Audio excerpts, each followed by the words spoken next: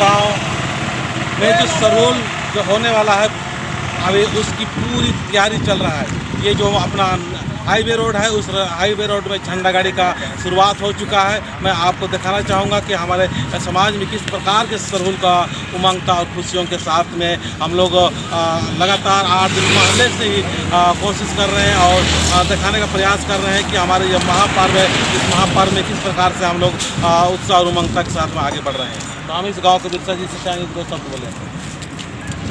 आज ये सरोल पर्व में हम लोग सब मिलजुल के अच्छा से सरोल को मनाते हैं, इसलिए आज सरोल का तैयारी हम लोग लगे हुए हैं। इसलिए हम कहेंगे कि हर गांव में इसी तरह का तैयारी करें और सब कोई मिलजुल के अच्छा से ये सरोल को मनाएंगे। किसी तरह का कोई झंझट झगड़ा ना करें और प्रेम से सुबह अगर निकलेंगे तो प्रेम से निकलेंगे। तो ये देखना किस प्रकार का तैयारी चल रहा है और ये रोड में जो हाईवे है उस रोड में भी झंडा करीब 1 किलोमीटर की दूरी से चल रहा है काम। हम दिखाना चाहेंगे यहाँ से कि हमारे रोड में किस तरह से सरना झंडा लहरा रहा है।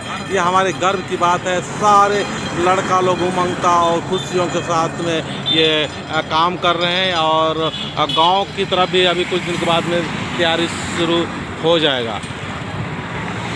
तो दोस्तों, हमें इस महापर्व में हमको ध्यान देने की ज़रूरत है। हमारा त्यौहार के साथ साथ में हम अपना जो कमजोरी है, अपना जो ये त्यौहार में जो खुशियों के साथ में खुशी भंग करने वाले जो तत्व है उस सबका सेवन ना करें, शराब वगैरह सेवन ना करें। सारे लोग रंग रोगन करे और मस्ती से झूमे गए। लेकिन अभी फ़िलहाल में एक बहुत बड़ा हमारा देश में नहीं पूरा विश्व में एक बीमारी सा आ गया है, कोरोना वायरस। उस कोरोना वायरस का भी ध्यान रखें और बहुत बड़ा भीड़ भड़ाका बनाने का प्रयास ना करें और भीड़ भड़ा जगह जाने की कोशिश ना करें। तो इस बात का ध्यान रखते हुए हम लोग अपना त्यौहार को मनाएं और हम अपने जो देश और अपने राज्य का जो निर्देश है उसके अनुसार हम लोग को आगे बढ़ते रहना चाहिए। जय धर्मेश।